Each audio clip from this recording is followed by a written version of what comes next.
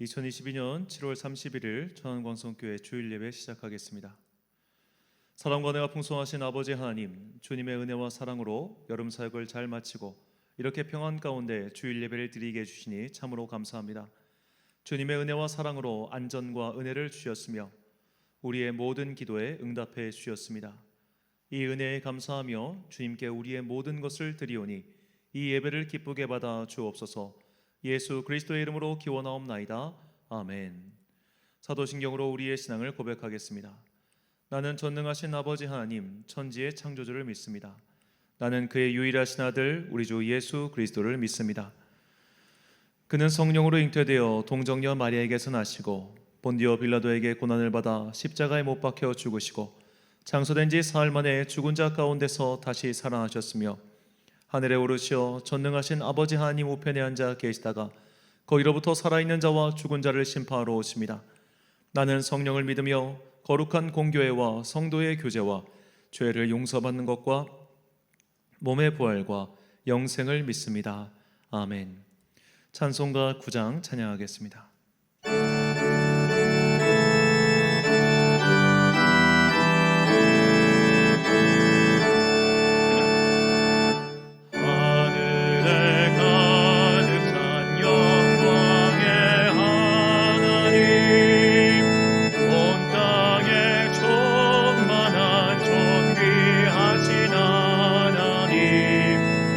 생명과 빛으로 지혜와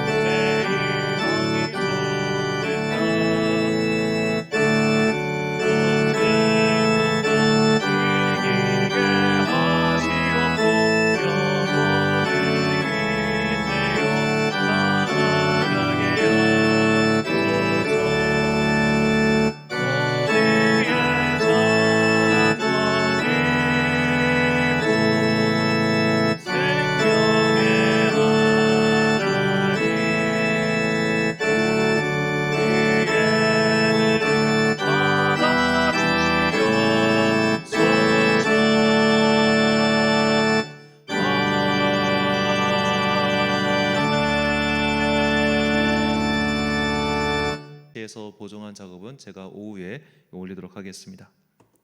한 주간 동안 하나님과 나만 아는 죄를 고백하며 침묵으로 참회의 기도를 드리겠습니다.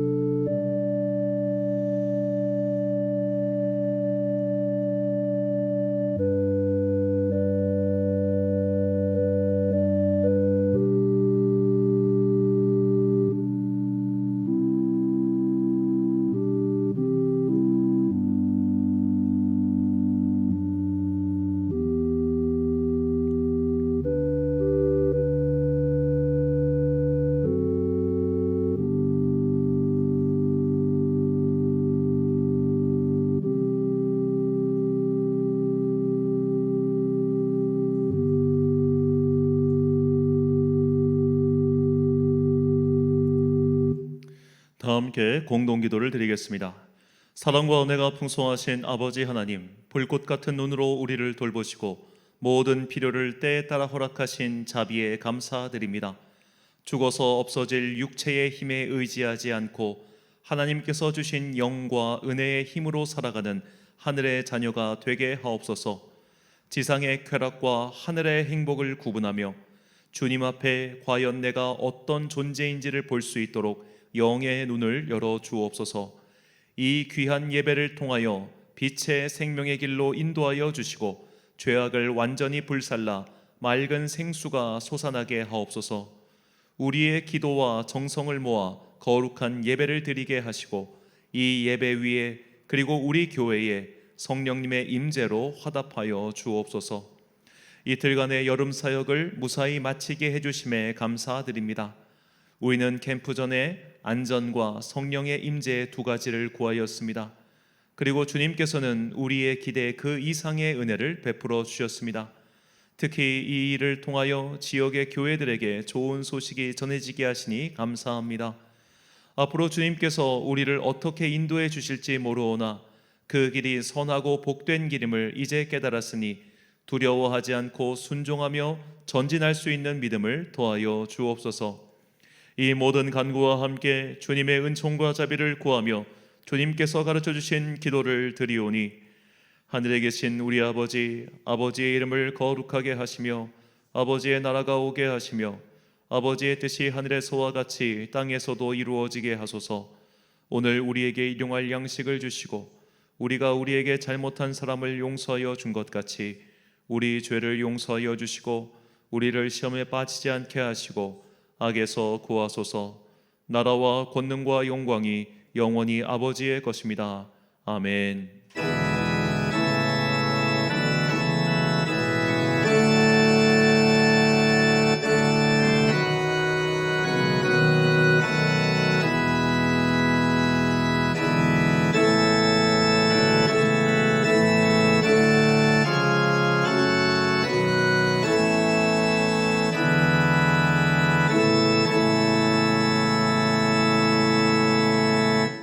사제의 말씀 선포하겠습니다. 여호와가 너를 항상 인도하여 메마른 곳에서도 내 영혼을 만족하게 하며 내 뼈를 견고하게 하리니 너는 물된 동산 같겠고 물이 끊어지지 아니하는 샘 같을 것이라. 아멘. 좋으신 주님께서 놀라운 일을 행하십니다. 너희는 거저 받았으니 거저 주어라 라고 명령하셨습니다. 우리는 주님께 모든 것을 받았습니다. 우리가 주님께 받은 은혜를 더 낮은 곳으로 흘려보낼 때 주님께서는 우리를 더욱 풍성케 하사 성령님의 생수가 끊어지지 않게 해주실 것입니다. 이 은혜를 사모하며 받은 은혜를 더 낮은 곳으로 흘려보내는 주님의 은혜의 통로가 되시길 축원합니다. 교독문 40번 시편 96편을 함께 교독하시겠습니다. 새 노래로 여호와께 노래하라. 온 땅이여 여호와께 노래할지어다. 여호와께 노래하며 그의 이름을 송축하며 그의 구원을 날마다 전파할지어다. 그의 영광을 백성들 가운데에 그의 기이한 행적을 만민 가운데에 선포할지어다. 만국의 모든 신들은 우상들이지만 여호와께서는 하늘을 지으셨음이로다. 존귀와 위엄이 그의 앞에 있으며 능력과 아름다움이 그의 성소에 있도다. 아름답고 거룩한 것으로 여호와께 예배할지어다. 온 땅이여 그 앞에서 떨지어다. 하늘은 기뻐하고 땅은 즐거워하며 바다와 거기에 충만한 것이 외치고 밭과 그 가운데 있는 모든 것은 즐거워할지로다. 그때 숲의 모든 나무들이 여호와 앞에서 즐거이 노래하리니 그가 임하시되 땅을 심판하러 임하실 것임이라. 함께 있습니다. 그가 의로 세계를 심판하시며 그의 진실하심으로 백성을 심판하시리로다. 아멘. 찬송가 304장 찬양하겠습니다.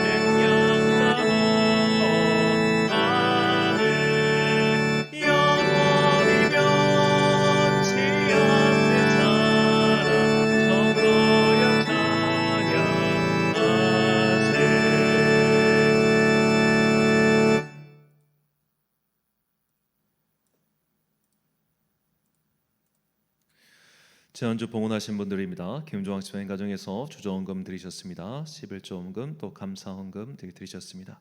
지난주 함께 예배드리셨던 거룩한 빛 광성교회 윤지연 권사님과 또 김유리 성도님 감사헌금 하셨고요. 홍 권사님, 송 집사님 감사드립니다. 또 성교헌금 이보람 집사님 드리셨습니다.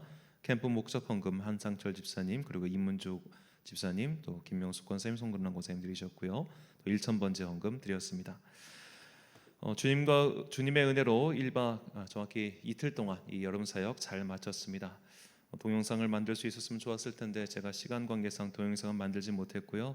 이렇게 해서 아이들 이제 50명 가량 아이들 모여서 함께 예배드리고 또 이렇게 즐거운 행사 시간을 가졌습니다. 참 날씨가 굉장히 무더웠음에도 불구하고 또 주님께서 모든 것을 선하게 역사해 주셔서 안전하게 또 은혜롭게 행사를 잘 마칠 수 있었습니다. 다시 한번 또 이 캠프를 위하여 또 기도해 주시고 함께 마음 써 주시고 무엇보다 먼 길까지 오셔서 봉사해 주신 모든 성도님들께 감사 인사드립니다. 캠프 결산 보고 드리겠습니다. 이 캠프를 위하여 헌금하신 분들 이름입니다. 거룩한 빛 광성교회 교육위원회에서 방문하시고 헌금해 주셨고요. 이문주 집사님, 김명종 장로님, 양명희 집사님, 양명희 사모님 과정에서 들으셨고, 박현주 선생님, 차기현 집사님, 김명숙 권사님, 임명순 권사님, 원혜정 권사님, 직분 생략하겠습니다. 강혜수, 오영은, 김주율, 송금란, 윤진, 김전옥, 한상철, 김영아, 한윤서, 한승환 이렇게 캠프를 위해 헌금했고요. 총 헌금 수익은 382만 원이 되겠습니다. 지출 내역 보고입니다. 캠프 지출은 총 730만 원 지출하였고요. 식대 이제 100만 원, 행사 물품 대여비 이제 이게 에어바운스, 바이킹 그리고 행사하러 오신 그 선생님께도 드린 행사비, 광고비, 단체티, 간식비, 비품비, 강습회, 선물비, 장식비, 판공비 등 이렇게 총 730만 원이 소요되었습니다. 이게 아이들이 이제 한 50명 되었고요. 또 이제 선생님들, 성인들 다 포함 또 거의 한 50명, 총 100명 행사를 하다 보니까 이렇게 저희가 처음 생각했던 것보다 좀 지출이 좀 많이 늘어났습니다. 하지만 하나님께서 그 늘어나는 것만큼 이상으로 또 채워주셔서 모든 것들을 잘 저희 예상대로 예상 그 이상으로 풍성하게 진행할 수 있었습니다. 다시 한번 주님의 은혜의 통로가 되어 주신 성도님들께 감사 인사드리고 앞으로도 지역 사회를 위해서 선한 일 이어가는 우리 천안 광성교회 되도록 하겠습니다. 드린 예물 위하여 봉헌기도 드리겠습니다. 사랑과 은혜가 풍성하신 아버지 하나님, 지금까지 인도하신 에베네셀 주님의 은총에 다시 한번 감사드립니다. 특별히 우리가 오랫동안 준비하고 기도한 이 여름 사역 주님께서 함께해 주셔서 모든 것이 은혜 가운데 마치게 해주심 또한 감사합니다. 특별히 일산에서부터 정말 2시간 이상 먼 길을 내려오셔서 봉사하신 거룩한 빛 광성교회 귀한 성도들 기억하여 주시옵시고, 또한 그들에게 복과 은혜를 베풀어 주사 그들에게 모든 것들, 삶의 여러 가지 필요한 것들을 은혜 가운데 채워 주시옵소서. 비록 몸은 올 수 없었지만 마음은 함께하며 또한 여러 물질로 또한 중보기도로 함께 후원해 주신 성도님들에게도 동일한 은혜를 부어 주시기를 또한 소망합니다. 그들이 함께 기도할 때 아론과 훌이 기도하여서 이스라엘이 전쟁에서 승리했던 것 같은 기적의 역사가 일어났음을 믿습니다. 주님께서 우리 교회를 사용하셔서 지역사회의 교회들에게 작은 힘이 남아 보탤 수 있게 해주셨으니 우리가 앞으로도 이 귀한 사역 잘 감당할 수 있도록 주님께서 우리의 삶에 풍성한 것들로 가득 채워 주옵소서. 우리가 남들을 위하여 거저줄 때 우리에게 더 큰 은혜가 임할 줄 믿습니다. 이 은혜와 이 믿음 가지고 앞으로 살아가길 소망하오니 주님의 길을 걷는 우리 가운데 주님 역사하여 주시고 날마다 끊어지지 않는 성령님의 생수의 강으로 우리를 충만하게 채워 주옵소서. 이제 주님의 말씀을 듣습니다. 이 말씀이 우리의 삶을 인도하는 주님의 은혜의 길이 되기를 간절히 소망하며 예수님의 이름으로 기도드립니다. 아멘.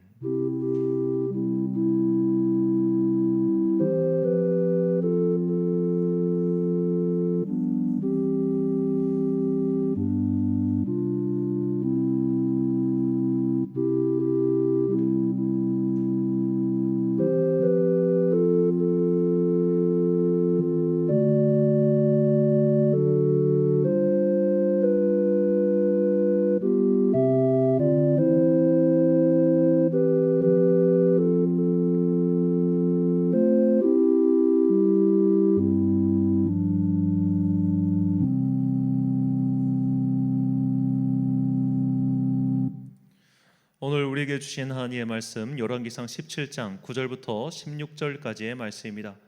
열왕기상 17장 9절부터 16절까지의 말씀 이제 봉독하겠습니다. 하나님의 말씀 경청하십시오. 너는 일어나 시돈에 속한 사르밧으로 가서 거기 머물라. 내가 그곳 과부에게 명령하여 내게 음식을 주게 하였느니라. 그가 일어나 사르밧으로 가서 성문에 이를 때에 한 과부가 그곳에서 나뭇가지를 줍는지라. 이에 불러 이르되 청하건대 그릇에 물을 조금 가져다가 내가 마시게 하라. 그가 가지러 갈 때 엘리야가 그를 불러 이르되 청하건대 내 손에 떡 한 조각을 내게로 가져오라. 그가 이르되 당신의 하나님 여호와께서 살아계심을 두고 맹세하노니 나는 떡이 없고 다만 통에 가루 한 움큼과 병에 기름 조금뿐이라. 내가 나뭇가지 둘을 주워다가 나와 내 아들을 위하여 음식을 만들어 먹고 그 후에는 죽으리라. 엘리야가 그에게 이르되 두려워하지 말고 가서 내 말대로 하려니와 먼저 그것으로 나를 위하여 작은 떡 한 개를 만들어 내게로 가져오고 그 후에 너와 내 아들을 위하여 만들라. 이스라엘의 하나님 여호와의 말씀이 나 여호와가 비를 지면에 내리는 날까지 그 통의 가루가 떨어지지 아니하고 그 병의 기름이 없어지지 아니하리라 하셨느니라. 그가 가서 엘리야의 말대로 하였더니 그와 엘리야와 그의 식구가 여러 날 먹었으나 여호와께서 엘리야를 통하여 하신 말씀같이 통의 가루가 떨어지지 아니하고 병의 기름이 없어지지 아니하리라. 아멘. 퍼주다 망하지 않는다라는 제목으로 하나님의 말씀 선포하겠습니다. 제가 목회의 스승으로 모시는 이 정성진 목사님의 목회 철학 중 하나는 퍼주다 망해도 성공이다였습니다. 그래서 그분이 개척한 거룩한 빛 광성교회는 사회와 또 주변 교회에 항상 빚진 마음으로 그들을 돕는 일에 조금도 아까워하지 않았습니다. 어려운 이들을 돕기 위한 사회복지관을 설립했고 장애인들의 취업을 위한 사회적 기업도 만들었습니다. 소상공인들을 위한 소액 자금 대출 은행도 설립했고 사회적 취약계층의 자살을 막기 위한 여러 시민단체 운동도 같이 행했습니다.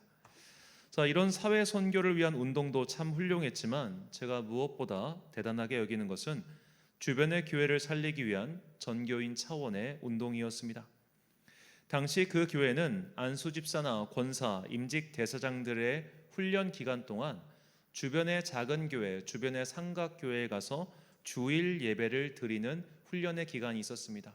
그러니까 예를 들어 훈련 기간 3개월 동안 그 3개월 동안의 주일 예배는 자기가 다니는 이 거룩한 빛 광성교회가 아니라 주변 교회에 가서 예배를 드려야 하는 거예요. 그래서 사전에 약 100여 개에서 50개에서 100여 개 교회 협력을 맺고 그 교회에 한 4명, 5명, 6명, 많게는 10명까지 그 기간 동안 가서 계속 예배를 드려줬던 겁니다.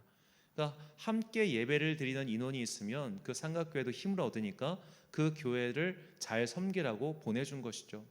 그런데 이제 그 간 성도가 만약 그 삼각교회가 마음에 들어서 내가 가보니까 이곳에 내가 할 일이 있고 내가 이곳에서 섬기고 싶다라고 하면은 임직을 시켜주고 그 교회로 보냈습니다. 그러니까 이분은 제가 참 가까이서 모셨지만 우리 교회가 잘된 것은 다른 교회 성도들을 뺏어와서라고 본인이 생각하셨어요. 본인 자체가. 그러다 보니까 항상 주변 교회에 빚진 마음이 있었고 그 성도가 나 이제 좀 작은 교회가 섬기고 싶어요라고 하면은 언제든지 기쁜 마음으로 보내주는 그런 분이셨습니다. 교인 수가 수천 명이 되는데 그게 뭐가 그리 어렵겠냐라고 쉽게 생각할 분들도 있겠지만 막상 목회를 해본 분들은 이게 정말 쉽지 않다는 것을 알 겁니다. 짧게는 수년, 길게는 10년 이상 함께 영적 가족 생활을 한 교인들과 이별하는 일은 목회자에게 정말 어려운 일이죠. 예전에 이찬수 목사님이 분당 우리교회 이찬수 목사님이 이 1만 성도 파송 운동, 그러니까 당신의 교회를 거의 17개로 쪼개 가지고 딱딱 주변에 다 개척하고 이렇게 보냈는데 이 운동을 이제 설명하시면서 이분이 이런 말씀하셨습니다. 이게 막상 자신과 함께 개척해서 지금까지 함께 오신 성도님들을 이렇게 보낸다는 게 자신의 심장을 조각내는 것 같이 아프다고 말씀하셨습니다. 그 말을 들은 목회를 모르는 사람들은 이렇게 생각할 거예요. 아니 성도가 10,000명이 넘는데 그까짓 거 쪼갠다고 네 심장이 뭐가 그래 쪼개지겠냐 이런 생각할 수도 있겠지만 막상 이렇게 목회에서 함께 교인들과 교제를 하다가 이것이 상실되면 물론 맨날 그분을 만나고 맨날 전화하고 이런 사이는 아니겠지만 그래도 그분이 그 예배 자리에 없다는 것이 얼마나 큰 상실감으로 다가온지 모릅니다. 그래서 이제 은퇴하신 목사님들 중에 우울증 걸리는 분들 굉장히 많습니다. 은퇴하면 더 이상 자기 교회 못 나가잖아요. 자기가 20년 많게는 30년 동안 그 교인들과 함께 얼굴 보고 예배드리고 이렇게 생활하다가 이제 그 교회를 떠나서 저 멀리 가버리면은 이분들이 그렇게 막 성도들 그리워하고 보고 싶고 전화만 쳐다보고 막 그러는데 안 오니까 이렇게 막 우울증 앓고 그런 목사님들의 이야기를 제가 적지 않게 들었습니다. 자, 이렇게 성도를 보내고 성도를 파송하는 것은 참 쉽지 않지만 거룩한 빛 광성교회는 주변 교회들과 함께 살기 위해 노력했습니다. 단순히 그런 개척교회, 삼각교회의 생활비를 지원해 주는 것보다 더 좋은 것이 함께 예배드릴 성도를 보내주는 것, 이것을 알고 있었기 때문이죠. 그렇다면 이렇게 퍼주고 나눠주고 교인들 떼어준다고 공표했을 때 그 교회의 교세가 정말 줄어들었을까요? 전혀 그렇지 않았습니다. 오히려 더욱 성장했죠. 더욱 풍성해졌습니다. 이것을 물론 냉정한 시각으로 보자면 역시 교인들은 모든 것을 갖춰진 대형 교회를 더 선호한다라고 볼 수도 있지만, 퍼주고 떼어주고 나누어줘도 하나님께서는 그 모든 것들을 기억하시고 더욱더 풍성한 은혜로 채워주신다는 것을 보여주는 좋은 사례라 저는 그렇게 생각합니다. 이것은 목회의 영역이든 일상생활의 영역이든 모두 동일하게 적용될 수 있습니다. 예를 들어 전교 1등을 하는 학생이 있다고 칩시다. 그리고 그 학생 옆에 훨씬 공부를 못하는 또 다른 학생이 있다고 가정해 봅시다. 그 공부 못하는 학생이 1등 학생에게 나 공부 좀 가르쳐줘 라고 부탁을 합니다. 이때 1등 친구가 야, 나는 내 공부하기도 바빠, 너를 가르쳐줄 시간이 없어 라고 대답할 수도 있을 것이고, 또는 그래 나도 공부하면서 너도 같이 공부하지 뭐 라고 대답할 수도 있을 겁니다. 자, 이 둘 중 어느 것이 이 1등 친구에게 도움이 될까요? 이 실제 사례가 유퀴즈라는 프로그램에 나왔었습니다. 자, 7년 전인 2015년 전교 1등과 전교 꼴등이 함께 공부하는 EBS 다큐 프로그램에 나왔던 전교 꼴등 엄규민 씨와 전교 1등 김도윤 씨의 이야기입니다. 이 다큐멘터리 제목도 꼴찌가 1등처럼 살아보기였습니다. 엄규민 씨는 김도윤 씨를 따라서 1시간 일찍 등교하고 수업 시간에도 졸지 않고 함께 공부를 했습니다. 자, 이 영상을 보면 실제로 이 두 명의 친구가 유독 착한 학생들이라서 이런 기획이 가능하기도 했겠지만, 예를 들어 이게 EBS 다큐 프로그램이지만 그래도 많은 사람들이 야, 쟤 꼴찌래 라고 이렇게 손가락질하고 놀릴 수도 있잖아요. 근데 이게 보니까 사실은 이 엄규민 씨가 그때 아파서 시험을 치르지 못하는 바람에 성적이 꼴찌였고, 그리고 이렇게 물론 공부에 큰 관심이 없었던 학생인 건 분명하지만 그래도 그렇게 멍청한 학생은 아니었던 걸로 보입니다. 그리고 되게 착해요. 그러니까 PD가 하는 말 잘 듣고 해가지고 이 다큐멘터리 프로그램을 잘 찍었는데, 자, 감사하게도 이 둘은 서로에게 좋은 영향을 받았습니다. 이 시간이 이 전교 1등 김도윤 씨의 공부 시간을 뺐거나 그에게 마냥 마이너스가 되는 시간이 아니었죠. 엄규민 씨에게도 또한 여러 가지 좋은 도움이 되는 시간이었습니다. 중요한 건 이 엄규민 씨가 이 전교 1등과 함께 공부했다고 해서 그의 성적이 확 올라거나 그런 건 아니에요.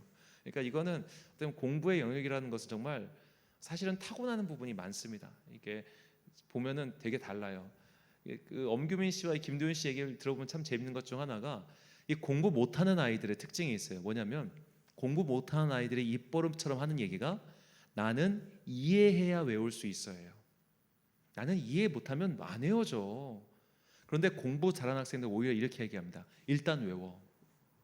그래서 이 김도윤 씨가 되게 중요한 말을 하는데, 그때 이제 그 다큐 프로에 나오는 얘기지만 잠깐 이 친구한테 뭐라고 해요. 아버지 자꾸 외우라고 하냐고, 외우는 거 힘들어 죽겠는데. 그러니까 야, 일단 외워야 그 다음부터 공부를 할 수 있는 거야. 구구단을 이해하고 외우냐? 이러니까 또 아무 말도 못해요.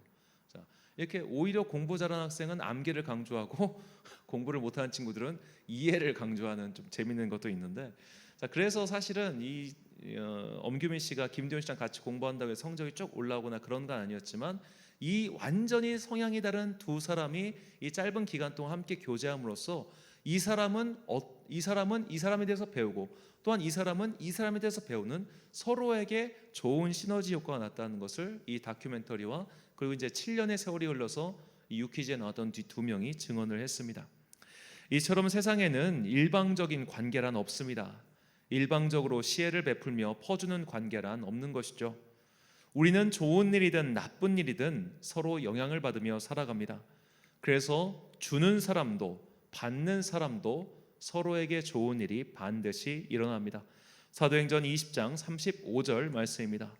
범사에 여러분에게 모본을 보여준 바와 같이 수고하여 약한 사람들을 돕고 또 주 예수께서 친히 말씀하신 바 주는 것이 받는 것보다 복이 있다 하심을 기억하여야 할지니라. 아멘.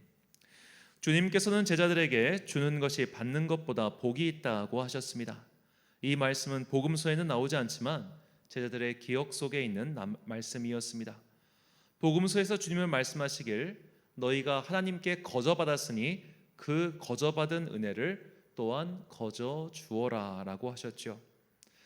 정의론이라는 책을 지은 미국 프린스턴 대학교의 철학 교수인 존 롤스는 심지어 당신이 가진 노력하는 재능조차도 하늘로부터 거저받은 것이니 그것에 대해 세금을 성실히 내야 한다고 말했습니다. 똑같은 운동을 해도 재능이 있는 사람은 그렇지 않은 사람보다 훨씬 큰 성과를 냅니다. 앞서 말한 김도윤 씨의 경우도 마찬가지죠. 그는 현재 의사로서 인턴 과정을 밟고 있습니다. 그런데 공부에 관한 그의 말을 들어보면 참 비범한 것이 하나도 없습니다.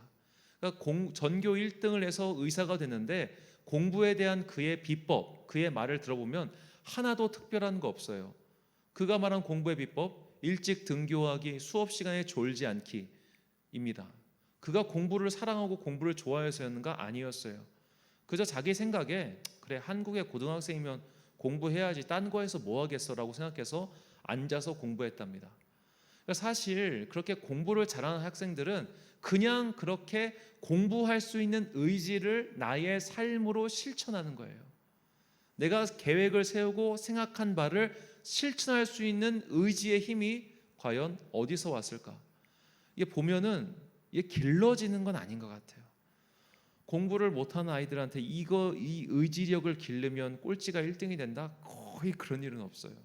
뭐 저 밑바닥에 있는 등급 애들이 2등급, 상등급이 되는 건 혹시 모를까? 갑자기 밑바닥에 있던 애가 의지를 불태워가지고 1년 만에 1등급이 된다? 노노노, 그런 일은 거의 일어나지 않죠.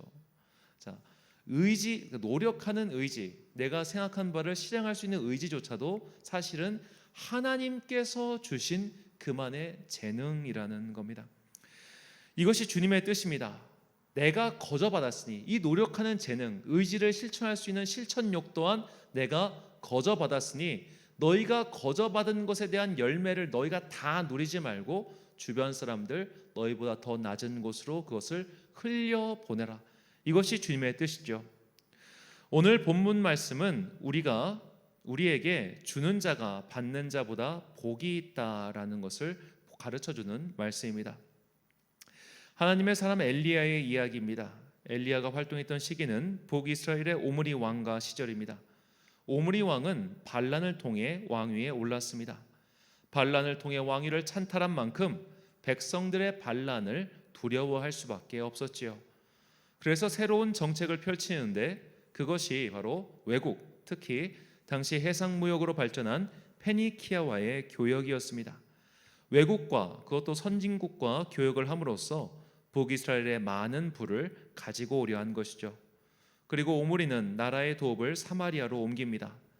나라 안에서 이런저런 대규모 이벤트를 기획해서 백성들의 시선을 분산시키려 한 것이죠.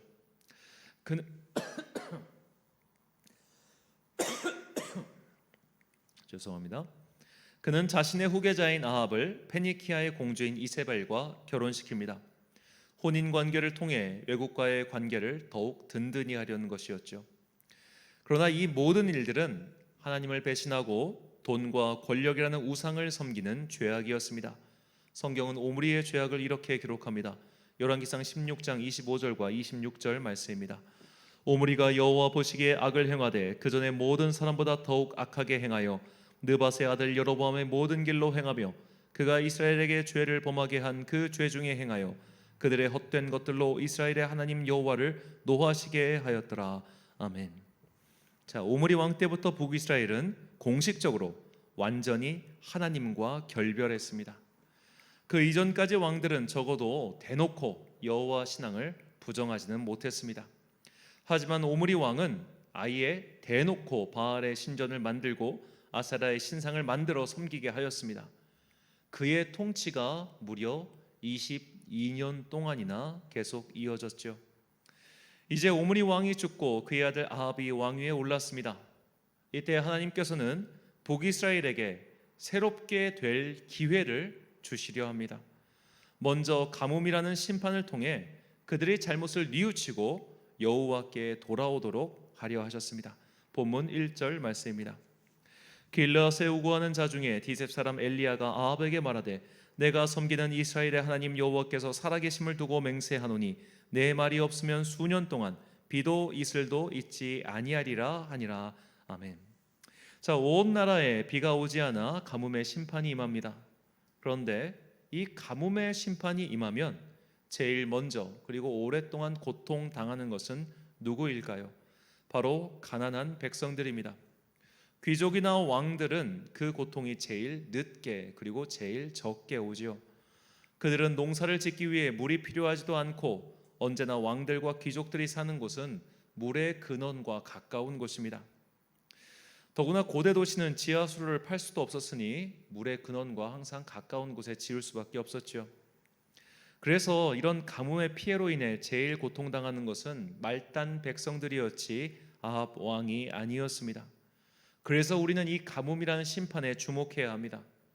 지금 이 가뭄의 심판이 임한 이유는 아합 왕과 즉 그의 아버지인 오므리 왕의 악행 때문입니다. 그런데 정작 제일 고통당하는 것은 백성들이었어요. 왜 그랬을까요? 바로 이 오므리 왕의 악행 속에서 그들 백성들 또한 큰 영향을 받았기 때문입니다. 즉 하나님께서는 비록 왕의 악행으로 말미암아 이 일이 시작되었지만 그 시작된 일을 묵인하고 방조하고 더구나 동참한 것은 너희들도 똑같아. 그러니 너희들도 심판을 받을 거야 라는 것이 하나님의 뜻이었죠. 하나님께서는 오므리 왕과의 악행과 지금 북이스라엘 백성들의 죄악이 무관하지 않다라고 하시는 겁니다. 오므리 왕과 아합 왕, 이 사람들이 벌이는 바알 숭배 정책, 외국과의 무역을 통해 경제적 큰 이익을 취하는 그 정책을 사실은 너희도 지지했고 너희도 좋아하고 있지 않느냐? 그러니 너희도 그 수혜자로서 당연히 책임을 져야 한다라고 하시는 겁니다. 즉 정치 지도자들만의 책임이 아니라 그들을 지지하거나 방조하거나 혹은 그들 밑에서 이익을 취해온 너희들 또한 똑같은 죄를 짓고 있다라고 하시는 것이죠. 자, 이 배경, 이 백성들에게 임한 심판의 배경을 이해하고 나서 오늘 본문의 주인공인 사르밧의 여인을 봐야 합니다. 하나님께서는 엘리야를 두로에 속한 사르밧이라는 동네로 보내십니다. 본문 9절 말씀입니다. 너는 일어나 시돈에 속한 사르밧으로 가서 거기 머물라. 내가 그곳 과부에게 명령하여 내게 음식을 주게 하였느니라. 아멘. 자, 이 사르밧이라는 동네는 이스라엘 국경 밖에 있는 해안 도시입니다. 엘리야는 그곳에 가서 몸을 의탁하지요. 성경은 하나님께서 어째서 엘리야를 그곳에 보내셨는지 그 이유를 정확하게 알려주지는 않습니다. 다만 우리가 정황상 몇 가지를 추측할 수 있을 뿐이죠. 자, 첫째로 오늘 본문에 나온 이 사르밧의 여인은 여호와 하나님을 알고 있었습니다. 그래서 여호와께서 살아계심을 두고 맹세한다라는 말을 사용한 것이죠. 자, 둘째로 그녀는 모종의 이유로 사르밧까지 이주해서 살고 있었던 것으로 보입니다.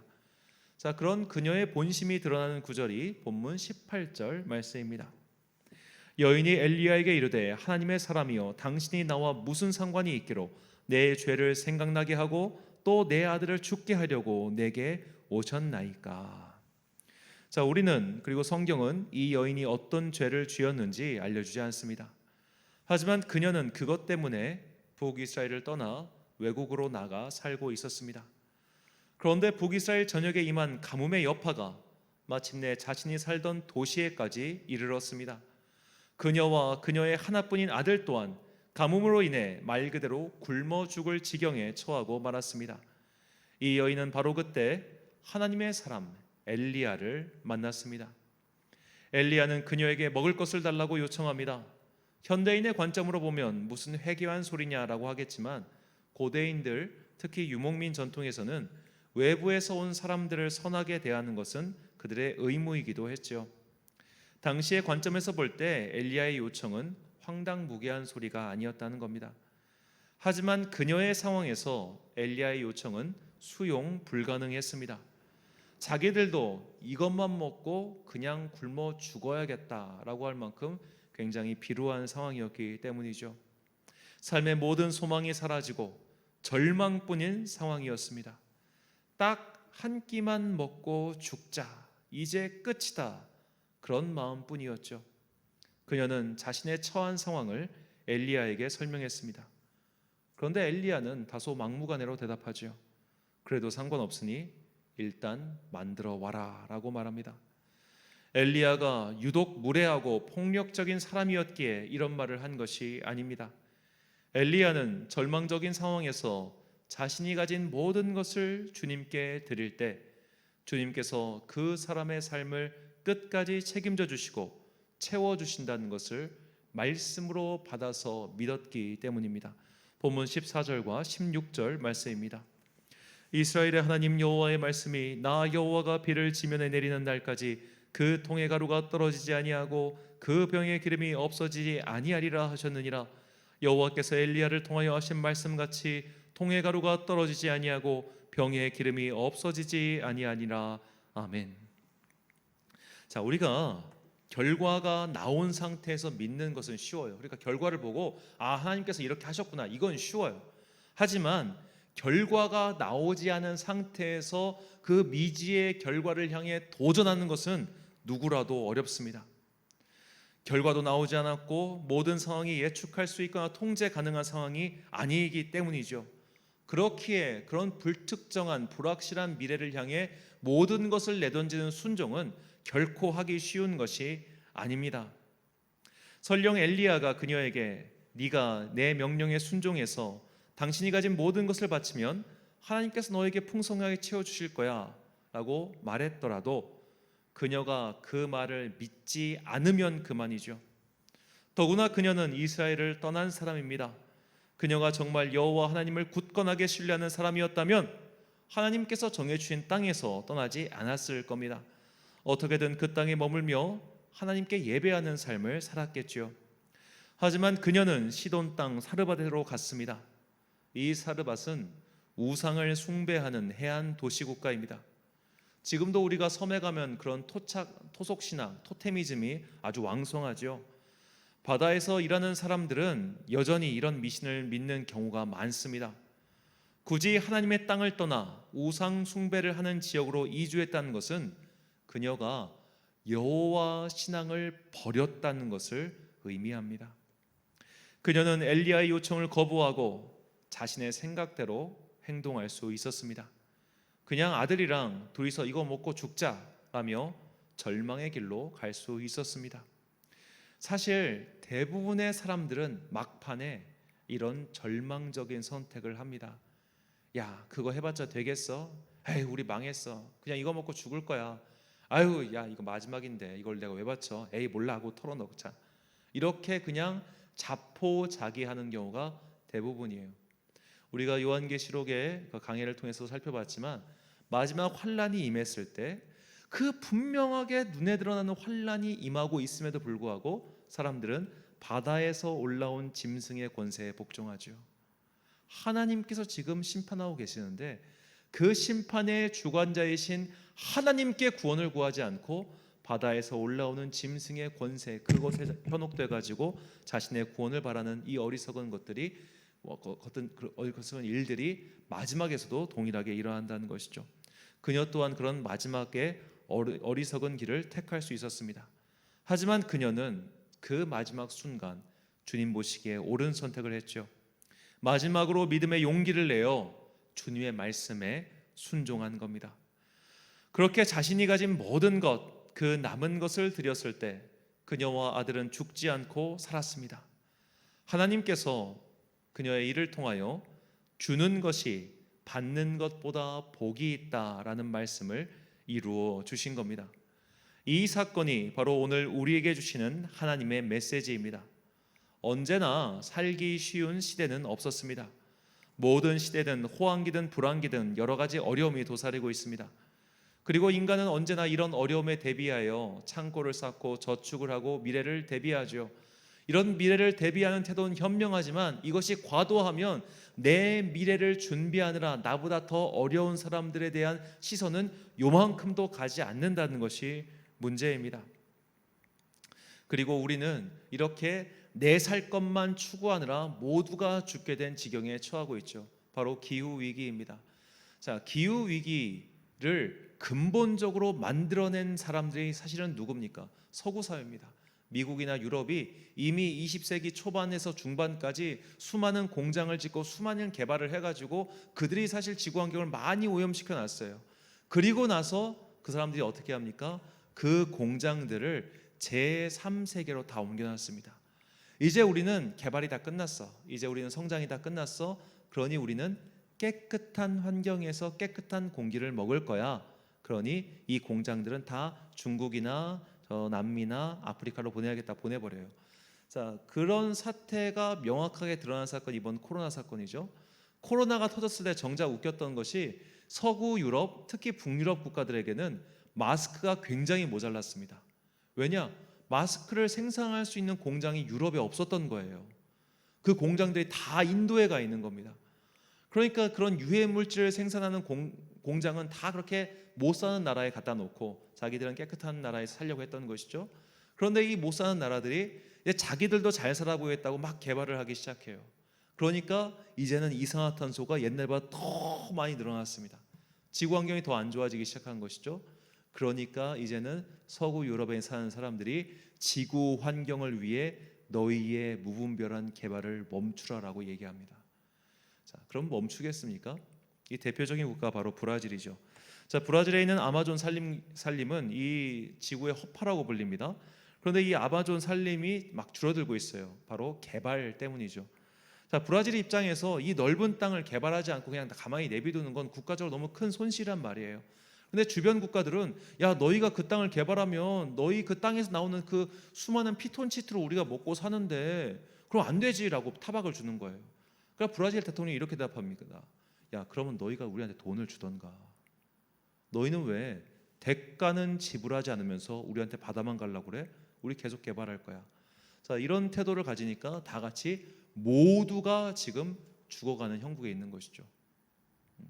가진 자는 내놓지 않고 없는 자는 나도 가져야겠으니 서로 이렇게 끝없이 달려가다가 욕심 때문에 멈추라고 하는 사람도 사실 욕심이고 개발하겠다고 하는 사람도 욕심이에요. 욕심과 욕심이 만나 끝없이 달려가니까 지금 이 어마어마한 이 고온 현상을 우리가 경험하고 있지 않습니까? 자신의 것은 주지 않고 남의 것만 받으려고 하는 사람, 또 남이 가진 것을 나 또한 가져보겠다고 달려가는 사람, 이렇게 욕망의 전차를 끌고 가는 사람들이 있는 한 이 세계는 평화로울 일이 없습니다. 모두가 이기적으로 살겠다고, 나만 살겠다고 발버둥 치면 사회가 무너지는 것은 순식간이라는 것을 우리는 모두 알고 있죠. 이런 세계 속에서 주는 것이 받는 것보다 복이 있다는 주님의 말씀은 참으로 힘이 없어 보입니다. 하지만 역사상 지금까지 하나님을 신뢰하며 그분의 말씀에 순종하고 자신이 가진 것을 이웃과 주님을 위하여 내어드린 이들은 주는 것이 받는 것보다 복이 있다라는 말씀의 뜻을 잘 알고 있습니다. 내가 가진 것도 주님께서 주신 것이기에 다시 주님께 돌려드리는 마음으로 주님의 명령에 순종하여 그것들을 내어드릴 때 주님께서는 더욱 풍성한 은혜로 그 빈자리를 채워주십니다. 이 경험이 있을 때 우리는 흔들리지 않고 퍼주는 일을 할 수 있습니다.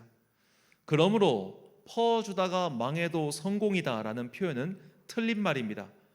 퍼줘도 망하지 않습니다가 정답입니다. 퍼주면 망할 것 같지만 정말로 퍼주면 망하지 않는다는 것을 우리는 조금만 눈을 돌려 돌아보면 발견할 수 있죠. 자, 혹시 돈줄내기란 표현을 들어보셨습니까? 돈과 혼줄내기란 표현이 합친 이 사회 용어는 선한 행위에 대한 신기한 보상이 무엇인지 보여줍니다. 한 프랜차이즈 치킨집 사장님의 사연입니다. 할머니와 10살짜리 동생을 돌보며 살고 있는 A군은 치킨이 먹고 싶다며 보채는 동생 때문에 밖에 나왔지만 자신의 손에 들린 것은 고작 5,000원 뿐이었습니다. 그래서 치킨집 앞을 서성일 뿐 감히 주문할 생각을 하지 못했지요. 그런데 이 사장님이 이 학생을 발견합니다. 웬 학생이 가게 앞을 서성이는 모습을 본 치킨집 사장 박재휘 씨는 그 학생을 가게로 데리고 와서 치킨을 내어주고 또 그의 사정을 들어줬습니다. 그리고 가족들을 주라며 무료로 치킨을 챙겨줍니다. 박재휘 씨의 선행은 그 A군이 직접 프랜차이즈 업체 대표에게 손편지를 보내면서 널리 알려졌습니다. 사람들은 이 박 사장의 선행에 감동하면서 이 코로나 때문에 정말 모두가 어려웠을 때 대단한 일을 했다며 이런 가게는 돈줄을 내줘야 한다고 SNS에서 마구 주문을 하기 시작했습니다. 심지어는 그냥 주문 결제만 하고 배송은 안 해줘도 됩니다라는 그런 분들도 많았다고 합니다. 자, 만약 이 사장님이 내가 이렇게 저 아이에게 착한 일을 하면 이것이 SNS에 널리 퍼져가지고 나에게 이런 것들이 돌아올 거야, 이렇게 생각하고 이 일을 했다면 이런 일은 일어나지도 않았고 그분은 그냥 돈만 잃었을 겁니다. 또 그런 일을 기획해서 실행한들 절대로 이런 일은 일어나지 않죠.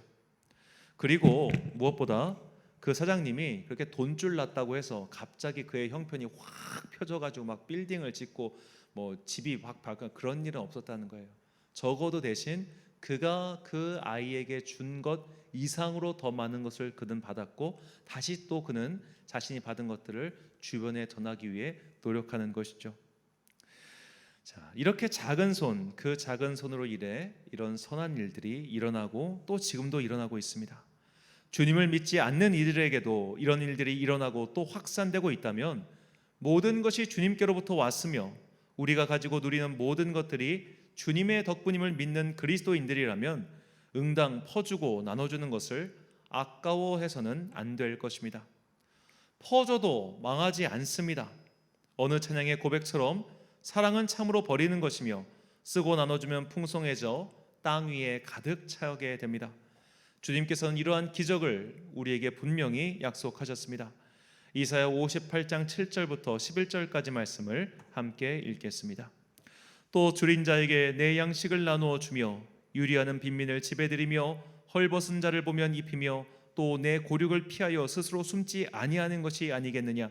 그리하면 내 빛이 새벽같이 비칠 것이며 내 치유가 급속할 것이며 내 공의가 내 앞에 행하고 여호와의 영광이 내 뒤에 호위하리니 내가 부를 때에는 나 여호와가 응답하겠고 내가 부르짖을 때에는 내가 여기 있다 하리라. 만일 내가 너희 중에서 멍에와 손가락질과 허망한 말을 제하여 버리고 줄인 자에게 내 심정이 동하며 괴로워하는 자의 심정을 만족하게 하면 내 빛이 흑암 중에서 떠올라 내 어둠이 낮과 같이 될 것이며 여호와가 너를 항상 인도하여 메마른 곳에서도 내 영혼을 만족하게 하며 내 뼈를 견고하게 하리니 너는 물된 동산 같겠고 물이 끊어지지 아니하는 샘 같을 것이라. 아멘. 사랑하는 천안광성교회 성도 여러분, 그리고 이 예배를 함께 드리고 계신 귀한 주님의 자녀 여러분, 퍼주면 망할 것 같지만 망하지 않습니다. 당장 식당만 해도 그렇습니다. 이렇게 퍼주면 뭐가 남아요? 라는 집이 망하는 걸 보셨습니까? 오히려 그런 가게가 더 잘 됩니다. 교회든 개인이든 사업이든 마찬가지입니다. 나눠주는 것을 두려워하지 말고 아까워하지 맙시다. 퍼주다 망해도 성공이며 무엇보다 망하지 않는다는 것을 믿음으로 증명해 보이십시다. 이번 여름 사역을 마치고 나서 이 마음이 강하게 들었습니다. 사실 비용이 많이 들었습니다. 하지만 감사하게도 여러 성도님들께서 마음을 아파요 함께 선한 일을 이루어 주셨습니다. 사실 이 캠프를 함으로 우리 교회가 얻은 외적, 객관적 수익은 하나도 없습니다. 새롭게 교인이 등록한 것도 아니고 캠프 참가비로 수익이 발생한 것도 아닙니다. 캠프 참가 수익이 10만 원입니다. 10만 원. 엄밀히 따지면 수입보다 지출이 2배나 됩니다. 그런데도 두려움과 낙심보다 더 큰 기쁨이 우리 안에 있습니다. 나는 돈이 없어, 나는 사람이 없어, 그래서 나는 못해 라고 주저앉아 하늘에서 비가 내리기만 기다리는 그런 무기력한 삶이 아니라 아무리 작아도 나는 줄 게 있어, 나는 섬길 수 있는 힘이 있어, 그렇게 움직이고 활동할 때 하나님께서는 우리 교회와 우리의 삶에 더욱 풍성한 은혜를 내려주실 것을 믿습니다. 우리 오늘 이 시간 이 믿음을 가지고 선포하며 함께 찬양하기를 원합니다. 우리 오늘 눈물로라는 찬양입니다. 이 찬양 함께 부르신 후에 기도와 축도로 예배를 마치겠습니다.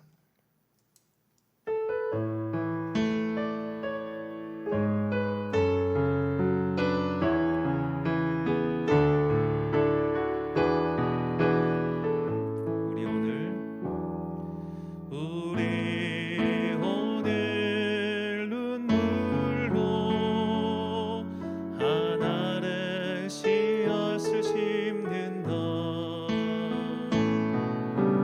꿈꿀 수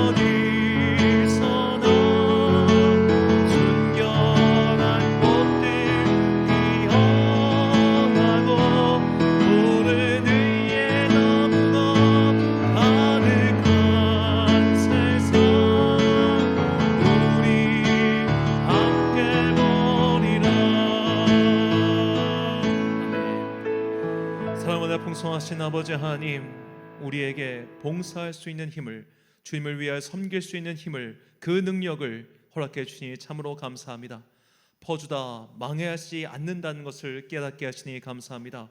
우리가 아무리 많은 것들을 내 밑으로 흘려보낸다 할지라도, 아무리 많은 은혜를 나보다 더 어려운 자들에게 흘려보낸다 할지라도, 주님께서는 그 위에 더욱더 풍성한 은혜로 부어주시고 채워주신다는 것을 깨닫게 하시니 감사합니다. 이제 믿음의 용기를 내어 그 사르밧의 여인처럼 비록 내가 한 줌밖에 가진 것이 없다 할지라도 그 한 줌을 주님께 드릴 때 주님께서는 그 한 줌을 통하여 마르지 않는 생수와 같은 은혜를 우리에게 내려주실 것을 믿습니다. 그 은혜의 말씀을 믿고 사모하며 이제 그 말씀을 증명하고 살아가는 우리 천안 광성교회와 지역의 모든 교회들 되게 하여 주옵소서. 우리가 남을 섬길 때 더 큰 은혜가 일어난다는 것을 믿고 깨닫게 하시고 경험하게 하시고, 이제 더욱더 놀라운 이 하나님 나라의 일을 위하여 전지에 나아가는 당신의 거룩한 자녀들 되게 하여 주옵소서. 파송의 말씀 선포하겠습니다. 퍼주면 망하지 않습니다. 아무리 퍼져도 그 빈 곳에 주님의 은혜로 가득 채워지기 때문입니다. 이 은혜를 경험했으니 더욱 망설이지 말고 전진합시다. 눈물을 흘리며 씨를 뿌린 자는 기쁨으로 단을 거두게 될 것입니다. 이 기쁨의 날 주님께서 채워주시는 은혜를 굳게 믿고 하나님 나라의 진리와 은혜를 널리 전하는 주의 자녀들이 되시길 간절히 축원합니다. 축도로 예배를 마치겠습니다. 지금은 우리 주 예수 그리스도의 놀라우신 은혜와 하나님 아버지의 풍성하신 사랑과 성령님의 교통하심이 퍼주다가 절대로 망하지 않는다는 그 하나님의 말씀에 힘입어 이제 믿음의 용기를 내어 내가 가진 모든 것들을 나를 위해 사용할 뿐만 아니라 이웃에게도 널리 흘려보내는 주님의 귀한 사랑과 섬김의 통로가 되리라 다짐하는 주의 귀한 권속들 머리머리 위에 지금부터 영원까지 함께 하시기를 간절히 축원하옵나이다. 아멘.